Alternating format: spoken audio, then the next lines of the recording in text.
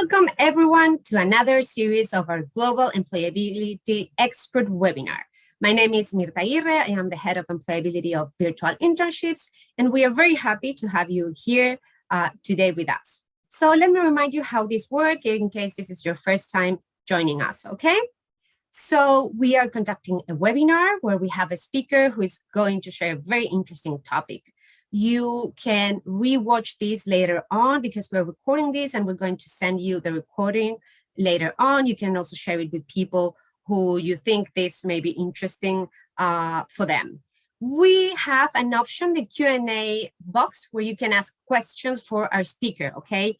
Please do not use the chat only if you share your comments, but if you want to make a question to our speaker, use our Q&A questions. And by the end, we will answer them, okay? If you have any specific question about your program, please reach out to your IEM. This is not the place to ask them. Reach out to your IEM, which is a person who has been emailing you and being in contact with you, okay? So let's explore what the topic for today is. So we have a really interesting topic, which is called the formula to success. And who is bringing this very interesting topic? Our speaker for the day is Arash Rezaei. And let me share with you who Arash is, okay? So Arash is a young entrepreneur who is driven by a vision to help others to succeed and write their own epic success stories. Someone whose business aims to help others to succeed. He is passionate about helping others to establish the link between startup business and with those who can help them. That is why he founded StartX. StartX is an easy-to-use digital platform that features an investment marketplace where you can load your ideas to attract investors and make it finance-ready with the assistance of StartX advisors. In this platform, you can find legal services by advisors, loyalty options for aspiring entrepreneurs with fresh ideas, growing business owners, or businesses in need of a restructure, and many, many, many more things. So Raj has a super interesting experience, right? And a lot to tell us. So what he wants to share about today with us is a little bit of what I'm going to share, okay? So you, as a recent graduate looking for your first job, as a young professional with a couple of years of experience, or even as an experienced entrepreneur, you will always encounter challenges and obstacles along the way. How do you tackle them and be successful in your endeavors? Well, Arash, he has a formula for it. Yes, a formula. And so Arash believes that there is limitless potential in a world where anything is possible, right? We know the physical universe is almost unthinkably large or perhaps infinite. So his formula to success is quite simple, right? Nobody who accepts limitations as impossible barriers can be truly successful. His formula has to do with limitations equals solutions minus base actions squared. What does this mean? He will tell us all about this, but basically he thinks that the limits imposed on you will indicate where you will find the actions you need to take. These actions, the actions taken to overcome limitations multiplied by itself will take you to the anything is possible universe. So without further ado, I'm really excited to learn more about this, what it means, and get to know you. So thank you very much, Arash, for being here today, and we're really excited to learn your experience, your path, and what you have to share about the formula to success. Thank you. Thank you for that intro. It was quite a fantastic one. I must say you're a very good speaker, and I'm very happy to see such a good turnout by everybody here. So, all right, should I get on to this? The best way I can maybe somewhat summarize who I am in the background before I get over to what I wanted to discuss here. So I come from a background of pretty much building everything that I have created by myself. Majority of the times there was a lot of doors shut in my face, a lot of no's, and a lot of things that can't be done, and a lot of you could never do that. kind of the same answers that Steve Jobs and Elon Musk and majority of anybody who's ever been successful, 100 no's and maybe one yes along the way. And this essentially brought me to the understanding of this formula that I've now patented along with. So my book, as I was showing you earlier, is now my book has actually come out, my autobiography, which was put together by my publisher along the lines of my life leading me up to the creation of StartX and what StartX is. And within it is where I have the patented formula of L equals SA squared. So just to touch base on where I've come up with this theory of L equals SA squared. And when I came up with it, it hit me in the same manner, I believe, Einstein, when he came up with E equals MC squared. I was a little bit taken back within myself after coming to the realization of the formula. As Richard Branson says, I worked for 20 years to become an overnight success. The same as Usain Bolt says, I became famous in 9 seconds after practicing for 20 years. So a lot of things come from the subconscious understanding, in my perspective, of the experiences that you go through in life will eventually come to a conclusion of what can become your legacy of what it is that you're going to leave behind for generations that follow. And for me came this theory of L equals SA squared. So hear me out on this theory. And at any stage, anybody that has an opinion is more than welcome to share their opinion with me on it.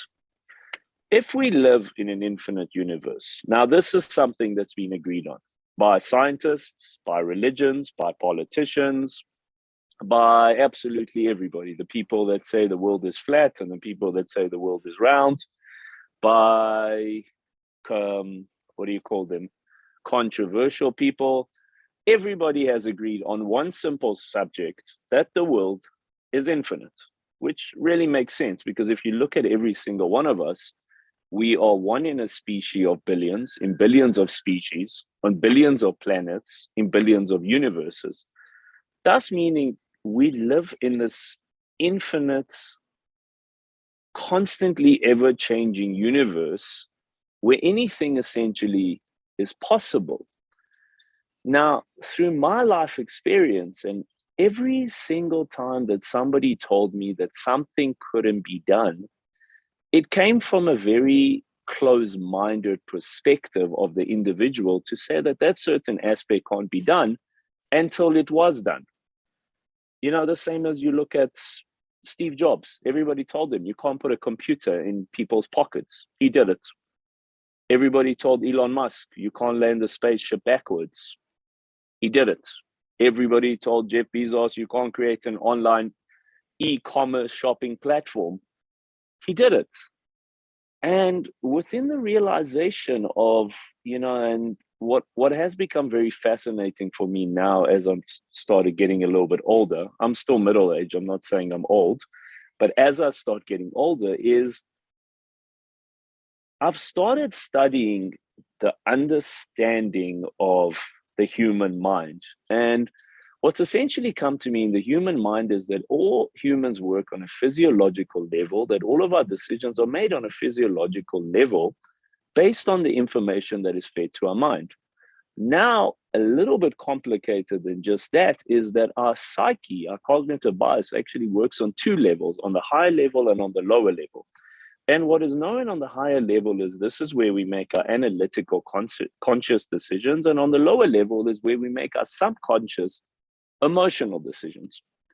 Now, within ourselves, not anybody else, within ourselves, we are constantly at battle between our 2 levels of understanding, our 2 levels of perspective that are always trying to make the decision to say that my assessment made on the higher level should overlook the assessment on the lower level.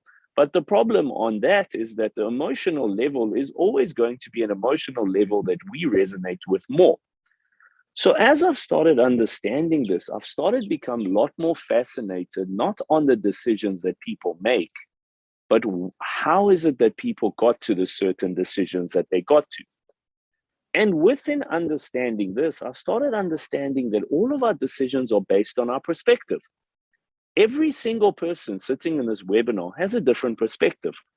They have a different morality system of their moral compass being different on what is right and wrong. Mine is different to yours. The students is different. The lecturers are different. The teachers are different. Other successful businessmen are different. And we come to the situation where what almost every single person is actually really living in their own world. And they say this cliche of the world doesn't revolve around you, but it really does, because your world within your realm of perspective does revolve around you. So we find ourselves in a situation where we are all living within our own world in the same space of the one shared world. And this brought me to the understanding of this formula of L equals SA squared, which stands for limitations equal solution-based actions multiplied by infinity. Meaning that every time you've heard a no, that is the limitation that's being imposed on you based on the perspective of the person that said no to you, but not a no on something that cannot be done within the infinite universe. And if you focus your energy on solutions, solution-based actions to overcome that limitation, and you put your energy, which is where the two comes from, of multiplying it by infinity, to overcome that limitation, you're always going to be successful, no matter what your understanding of success is, because success itself is a very tricky thing. Success is different to everybody. Success to me is freedom. For me, I come from a background where I had absolutely nothing, and I created a successful business, and I've now become an international speaker where I'm speaking at Expo 2020 as well in Dubai next month. And for me, it has become a form of freedom. That is what success is, that I'm in a position where I can make the decisions I want that make me happy in my life. Everybody has a different version of success. Some people's success is having a healthy family. Some people's success is having a big office. Some people's success is having a lot of assets, which I don't really believe in, but that just is what some people believe success is. So success in itself is a very complicated thing. But one thing that we can all agree on is that success inevitably at the end of the day is your contribution to the evolution of humanity. That is the ultimate goal of success. That is the holy grail of immortality. Because if you look at people, names like Achilles, thousands of years later, his name is still being mentioned. And I believe that there is actually two times that people die.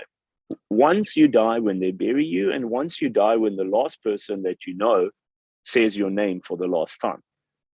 So if you are capable of stretching that period of the last time that somebody says your name for the last time, not happening within a couple of years, but over a couple of centuries, that is the definition of success. And as I said, anybody can challenge me on that.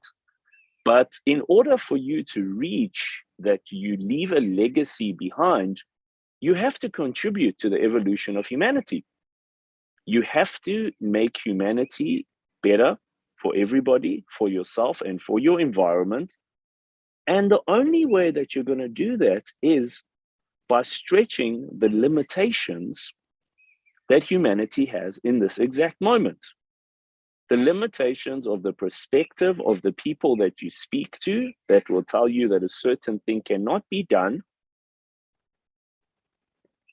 Why can't it be done? Because one person's perspective on the situation is that it can't be done. If Steve Jobs walked away from people telling him you cannot create the iPhone, we wouldn't have the iPhone. And that is his legacy to humanity. And that is why many years after he has even passed away, we still speak of the man. So it all comes down to the evolution of humanity is going to be found in your success.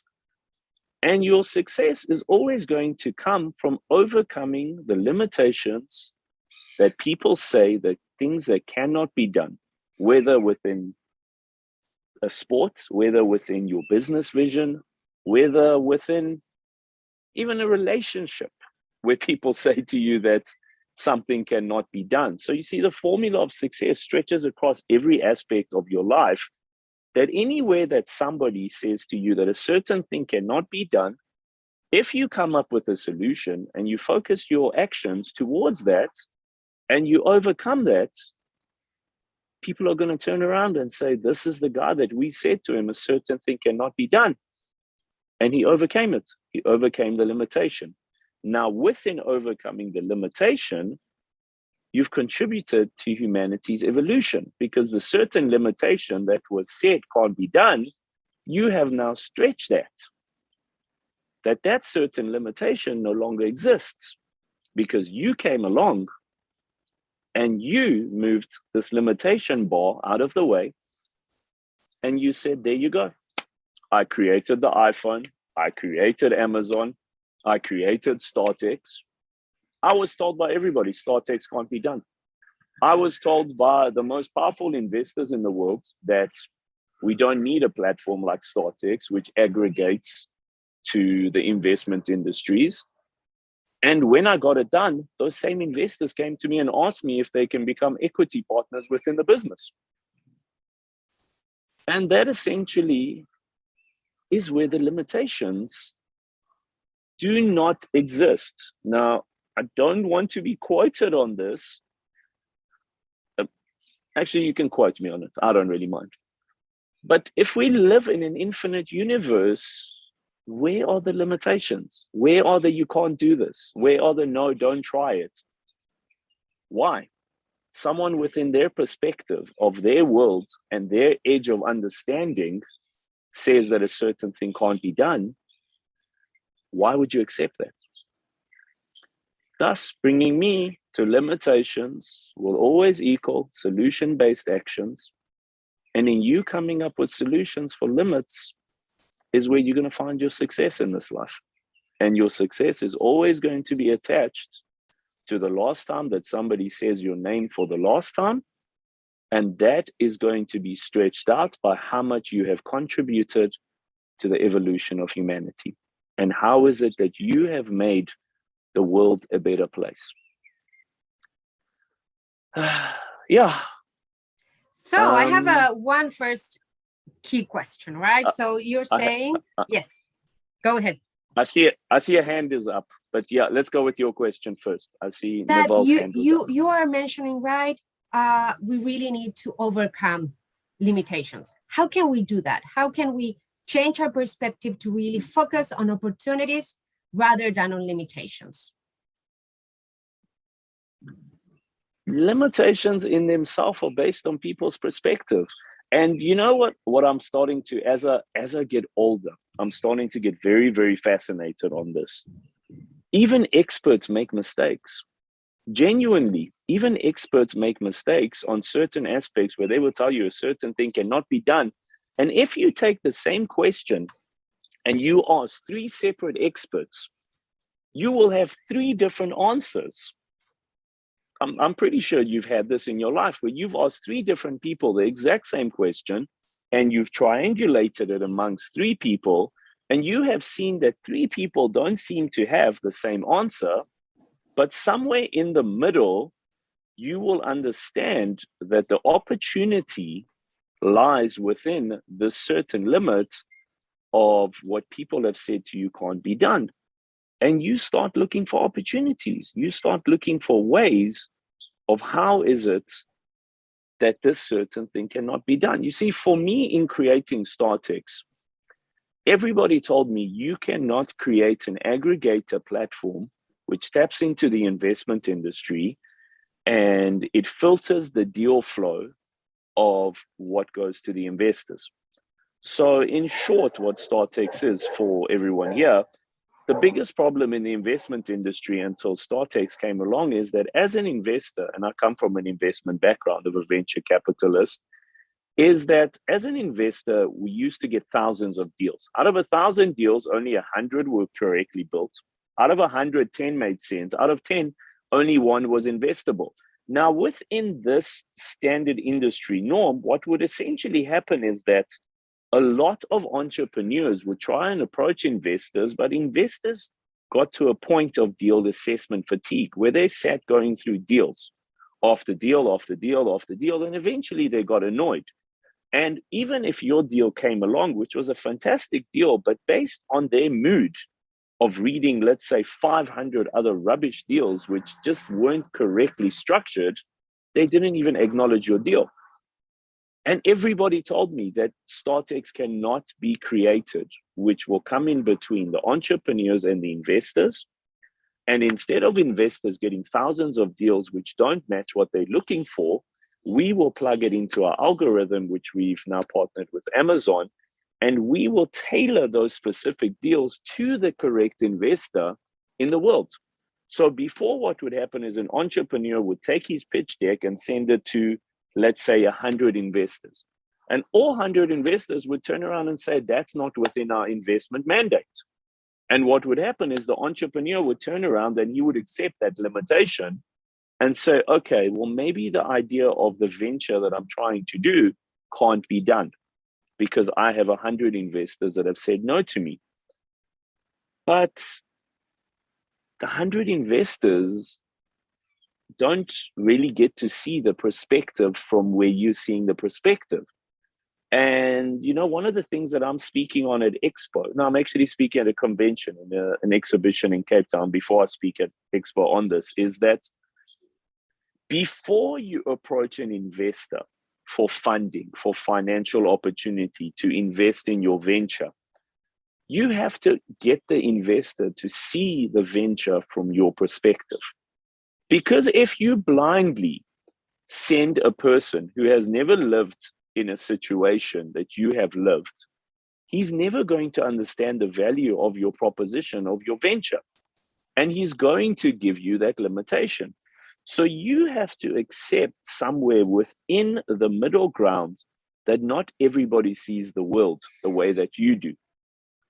And in seeing that not everybody sees the world the way that you do, you will understand that a lot of the people that you speak to are going to give you limitations because they haven't seen the world in your perspective.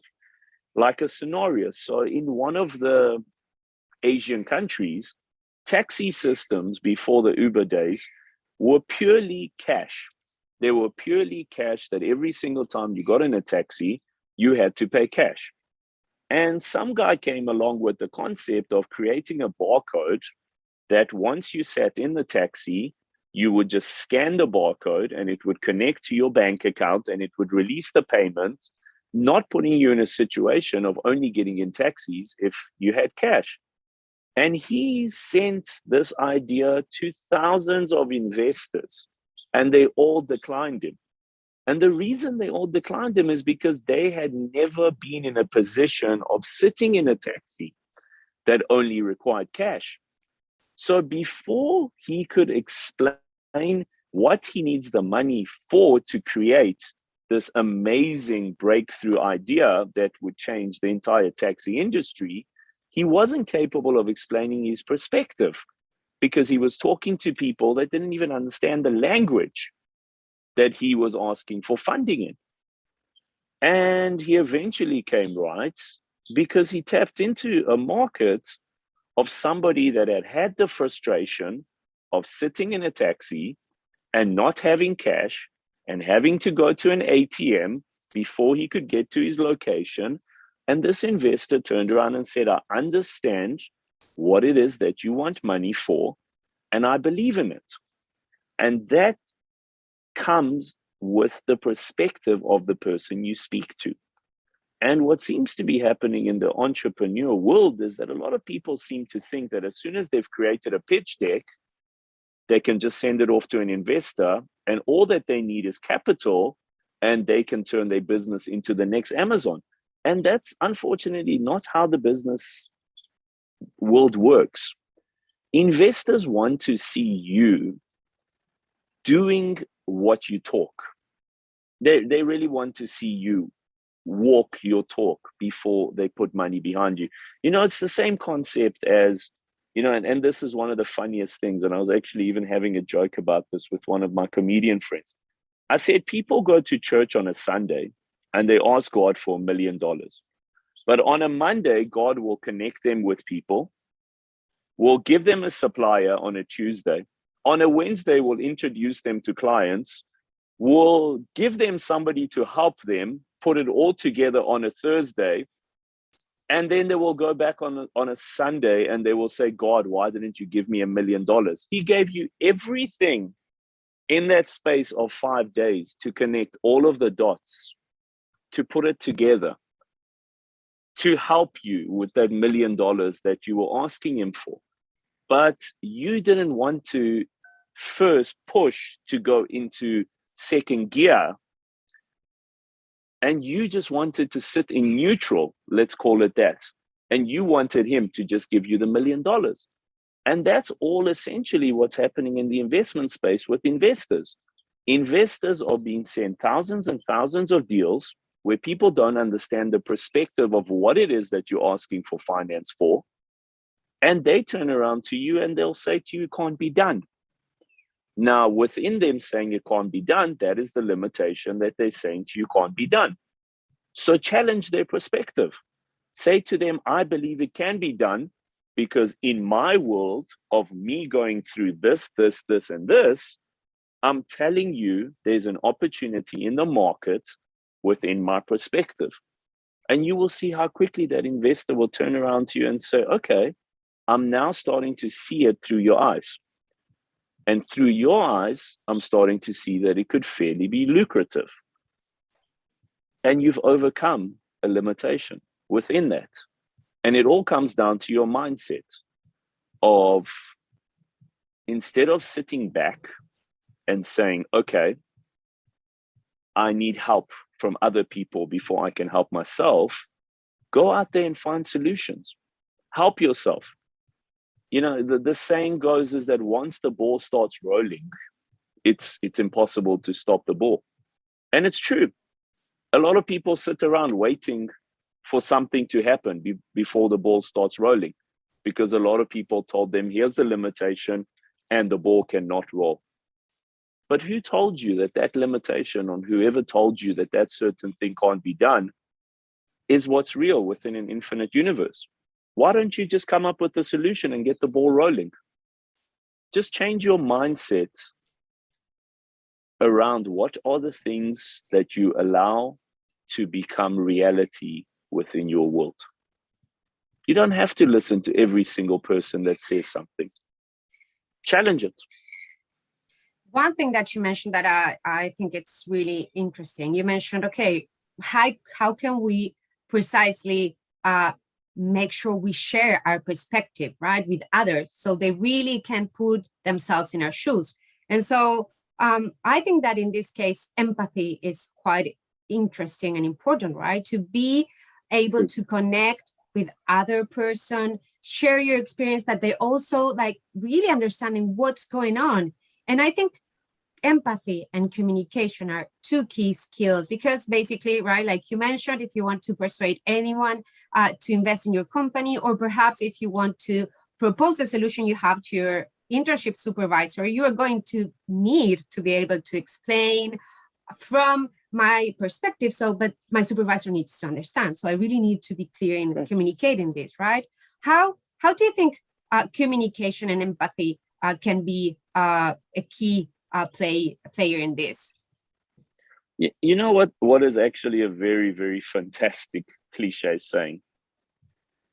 If you cannot explain what it is that you want to do to a 5-year-old child, then you don't know what you're trying to do yourself. You have to break down the barriers of trying to make things so complicated when you talk to people that you actually lose them along the way. And going back to your concept of empathy, the concept of empathy works on the basis that you have to tap into somebody on an emotional level of seeing what you're discussing resonates within them. So if you are talking to somebody, being empathetic means understanding the world from their view and taking some consideration about what they're going through.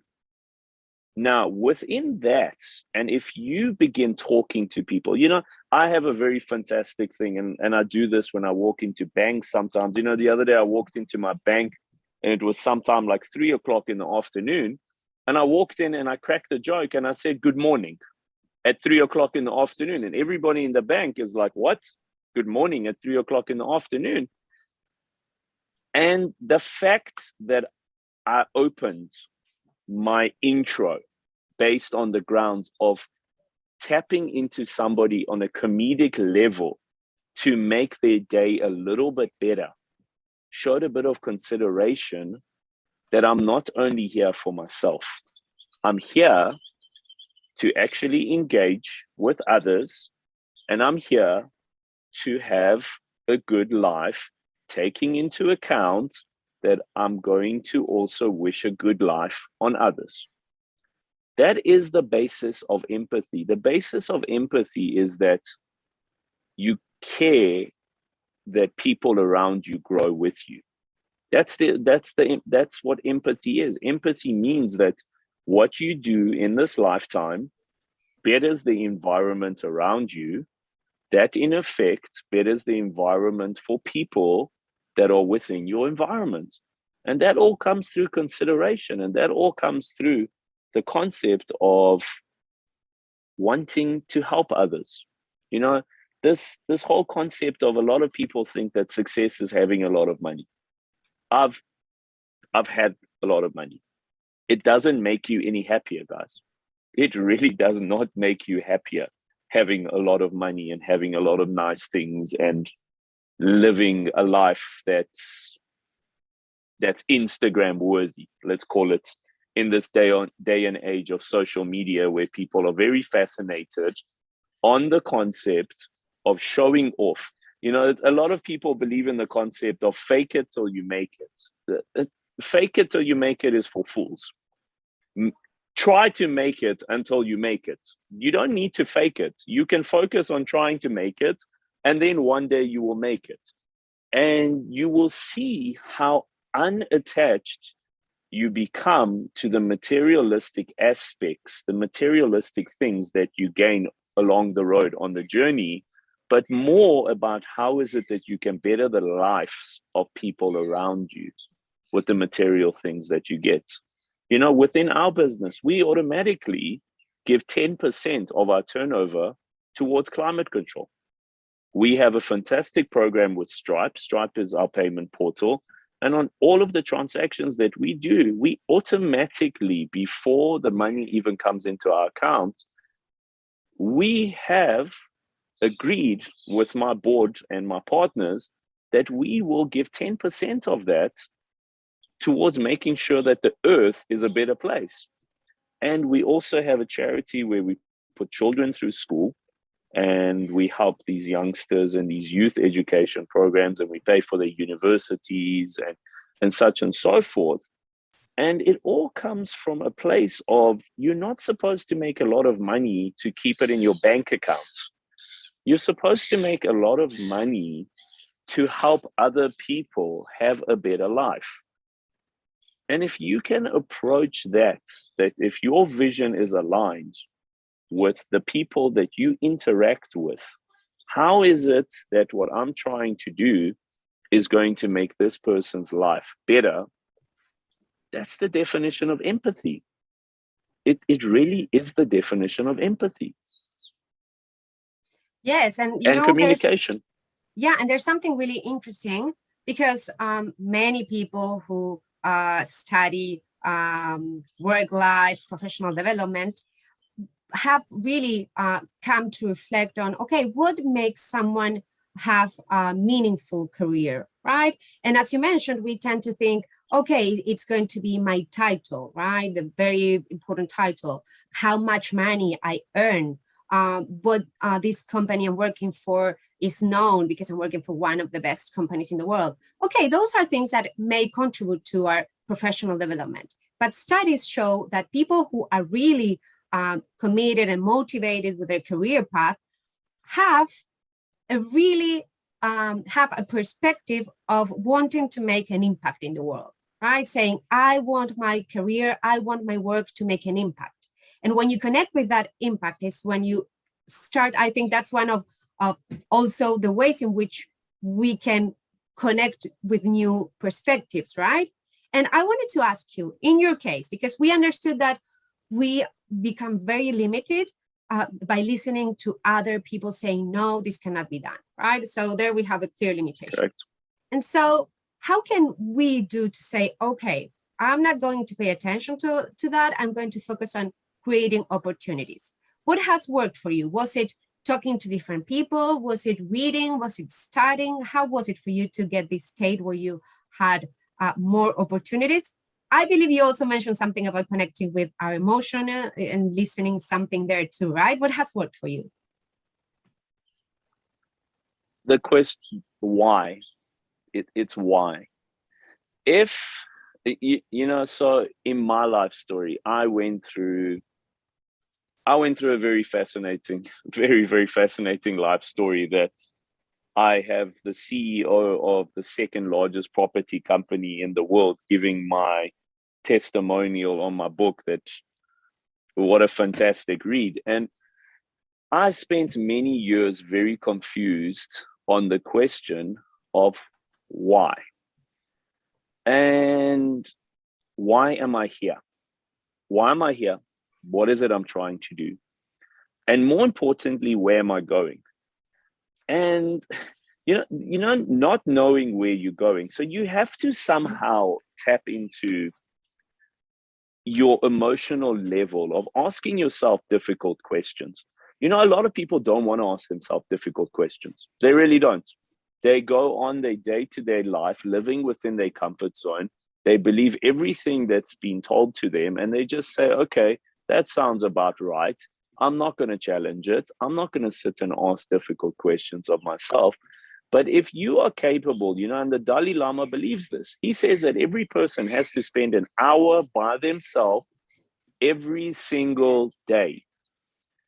In that hour, and this is why meditation is a very fantastic thing. I know very successful people that believe in meditation, and it's not, back in the days, everybody used to say meditation is for hippies.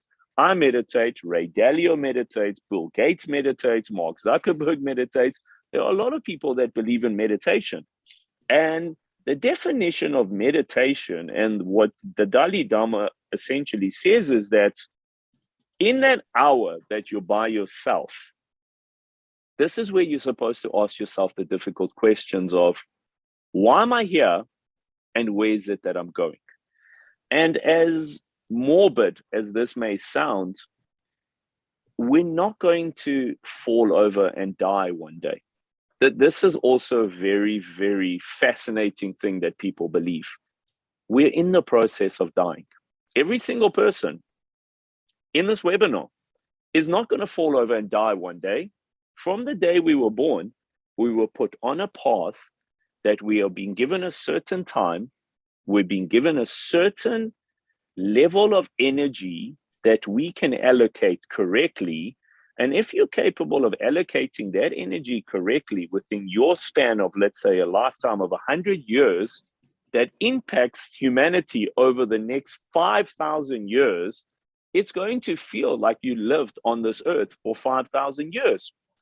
And that's all going to come from the place of you asking, where is it that I'm going? And not knowing where you're going, it's the same as jumping in a taxi and the taxi driver saying, where are you going? And you saying, I don't know.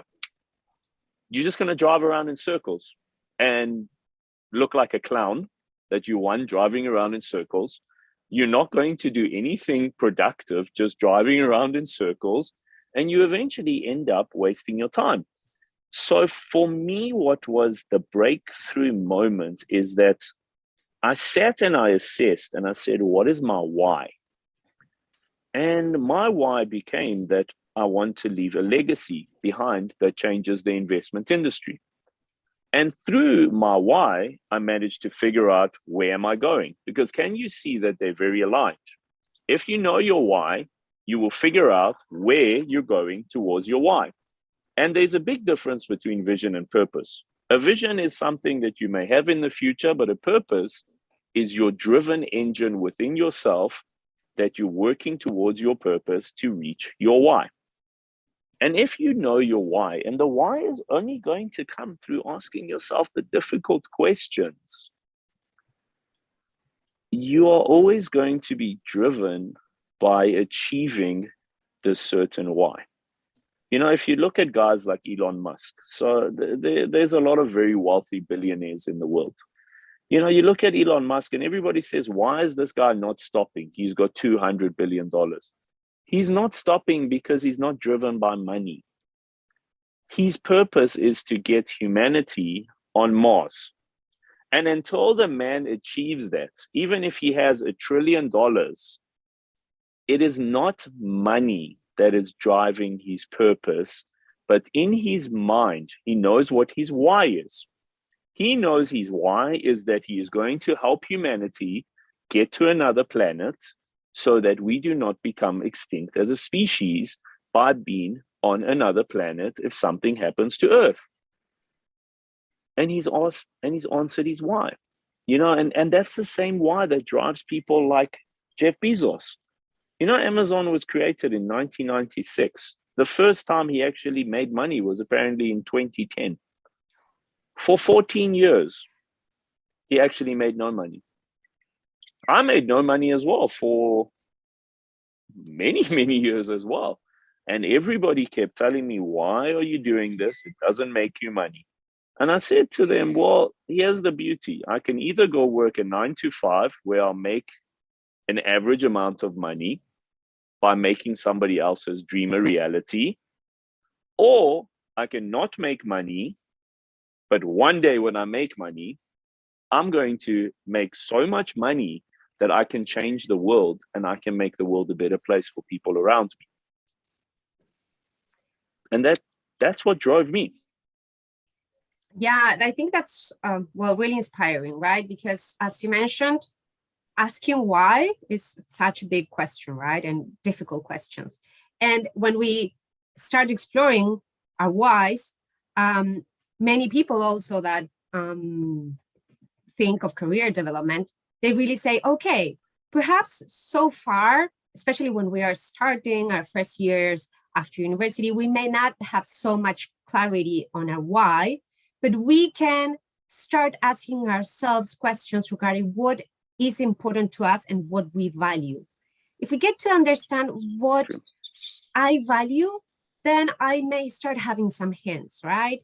In my personal experience, I value sharing, communication, talking languages. And for me, when I discovered after a long time, I said, I want to work with education. I want to make an impact with that. And that can take many, many different forms, shapes, right? But I know that I'm connected to my purpose, which is sharing knowledge, helping people transform themselves, right?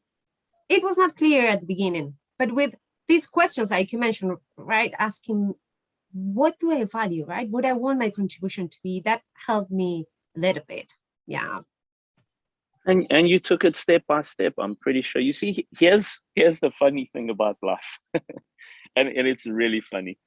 You cannot have experience without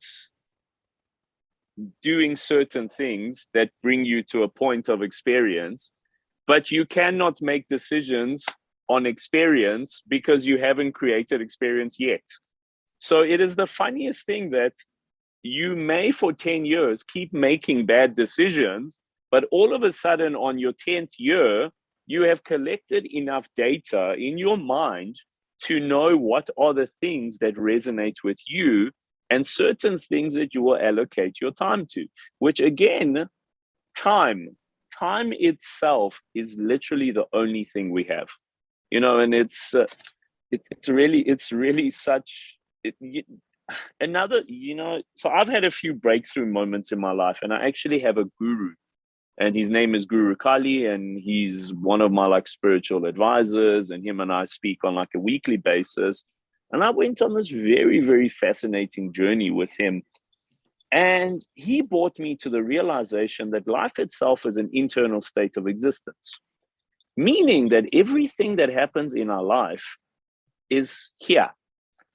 Everything that happens around us are life experiences, but they're not life itself.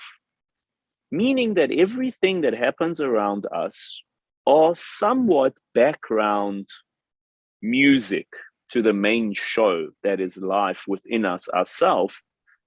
And you are supposed to, as a human being, assess the things that that make you happy and the things that don't make you happy. And on a subconscious level, that comes from experience. So again, I say it's very funny because you don't have experience until you've done the things you don't want to do to know what it is that you do want to do. And then one day, what will essentially happen is that you look at certain things and you instinctively, within a click, you will say, no, it may have sounded good 5 years ago, but I know that is something I don't want. It's the same as me.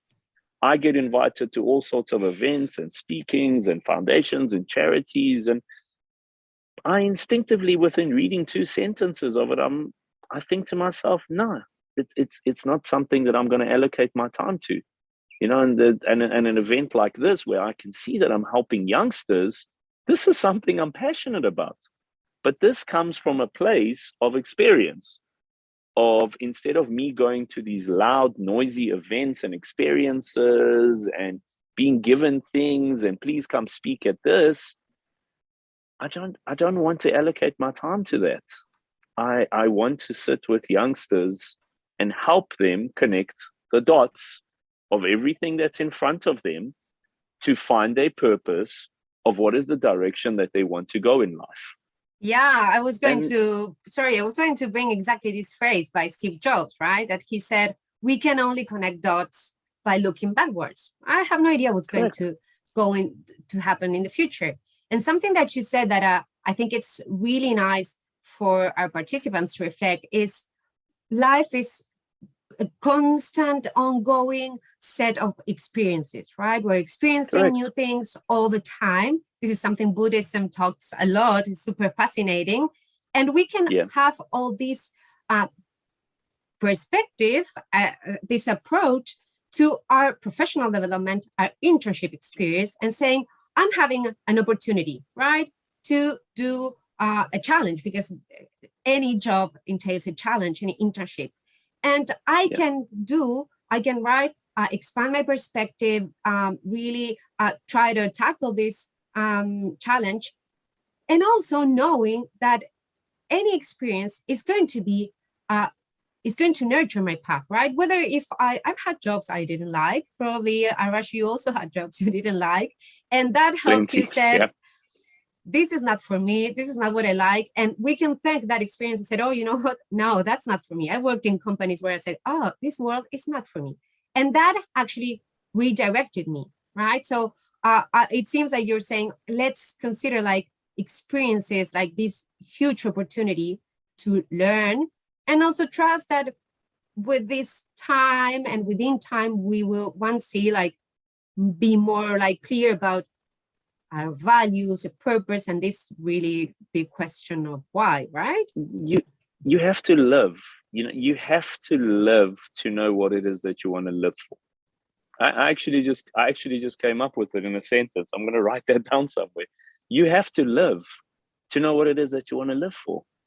And if you look, and I have a 3-year-old son, okay, and this for me is very mind-blowing philosophy.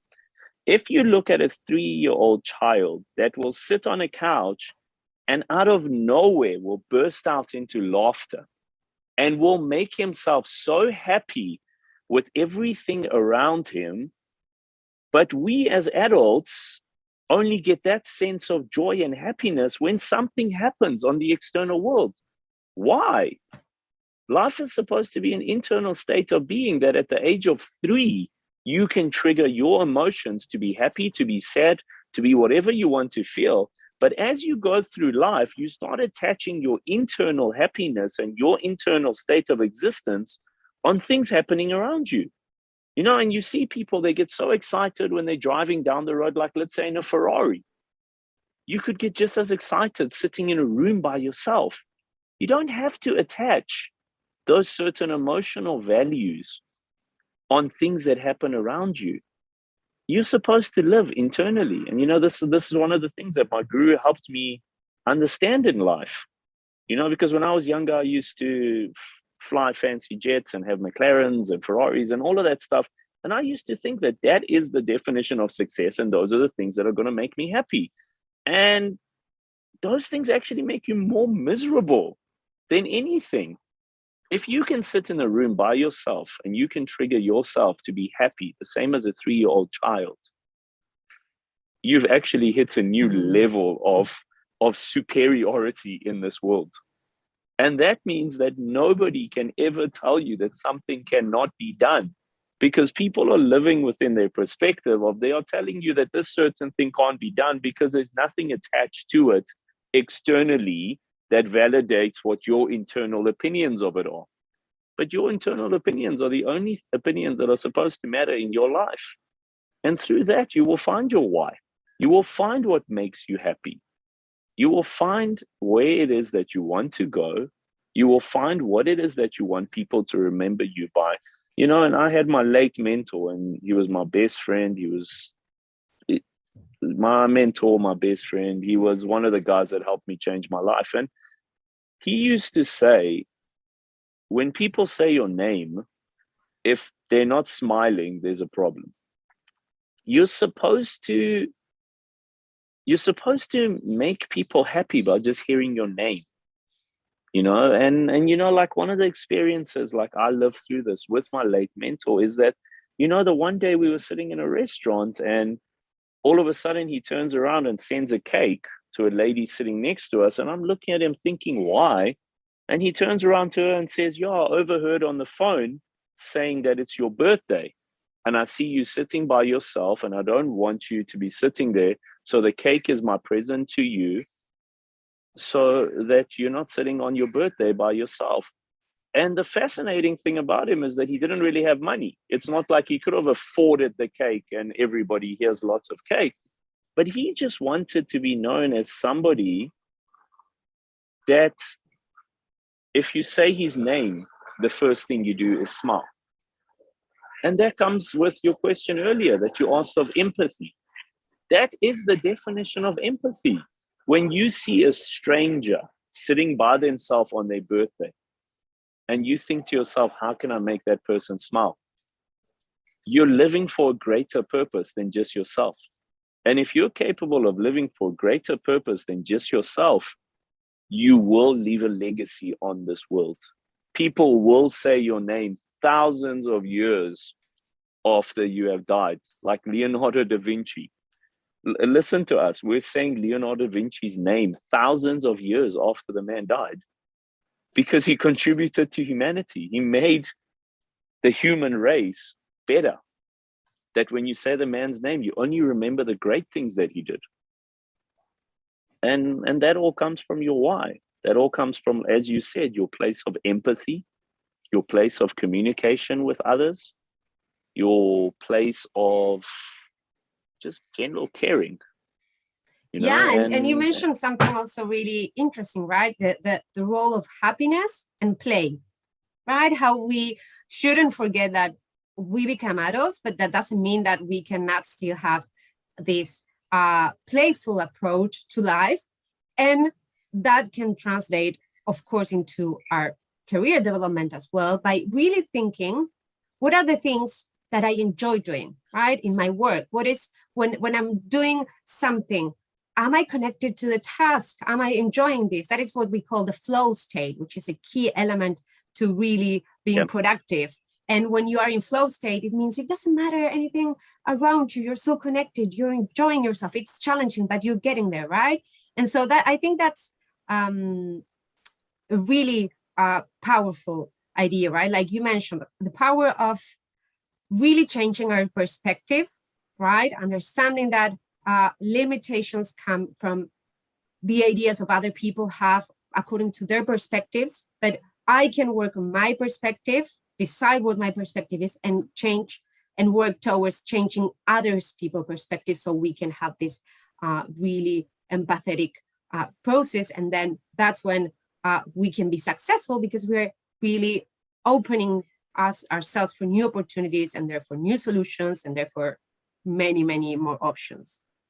There's a man named Ray Dalio, and he sums it up perfectly. He says it's called radical open-mindedness. Being radical open-mindedness means that you will always try and look for what is the truth over you being right. Because a lot of people try to be right. They are so fascinated about being right. And in trying to be right, a lot of the times, you actually are so narrow-minded that you refuse to actually try and see what is the truth of the situation happening on a higher level. Because that means you're living from a lower level where you believe that your opinions over a situation are a lot more important than the actual truth of what is happening in the world, because you're trying to be right rather than trying to find the truth. You know, my father at the age of 82 told me he's still learning. My father at the age of 82. And meanwhile, you've got 25-year-old children on Instagram, and they're asking you to pay $500 for their course because they're going to show you how to be a billionaire. Meanwhile, they're not a billionaire, but they believe they know everything. And they're living in this world of closed-mindedness because they're always trying to be right rather than trying to actually find what is the truth. And in finding the truth, you can always give, it does not cost you or hurt you to hear a second opinion on a situation. If you drop your ego, this is a big thing in humanity, this word ego. Yeah. Can you share this very big, important idea before we wrap up? A lot of people will get so offended and hurt because somebody has a different opinion on something. And they will refuse to accept that that person's opinion may mean something, because you're not trying to actually learn. You're being egotistical. You're so focused on, I have to be right in this situation, that a lot of times you end up stumbling over things and hurting yourself when you could have listened to the opinions of others. So if you're capable of dropping your ego and understanding that it never hurts to have a second opinion on anything, you're always going to be open to learning what is the truth over than being right. And that's all going to come with your ego.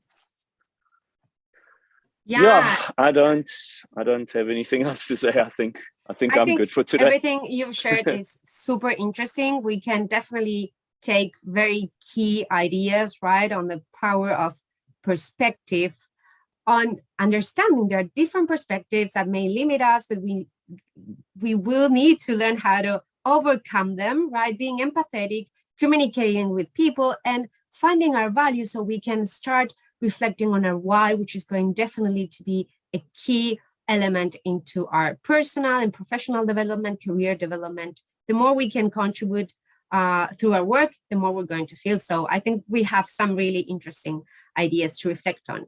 Thank you very much, Arash, for being here. Thank you. I'm sharing your contact information so people can reach out to you through LinkedIn. You can see there Arash's information and his website too. And for the rest of us, for our participants, remember, you can always watch our previous webinars in our YouTube link. We are going to send you anyway an email with the recording of this webinar, so you can see this one again and all previous ones. And you can always reach out to us about through our email. And remember that if you want to reflect on career development and how your internship is going, you have 2 coaching calls during your program. You will receive an email to book your call. Be attentive, take advantage of this opportunity because it's going to be really useful for your future. Thank you, Arash. It was a pleasure having you. Thank you, everyone. And Thank you. you can all get connected through Arash thank you for having me. contact information. And thank you everyone for your time, for listening. Thank you, everyone. Have a great day. Thank you, Arash. Have a great day. Thank you. Thank you, everyone. Have a great day. Bye-bye. Bye. Bye.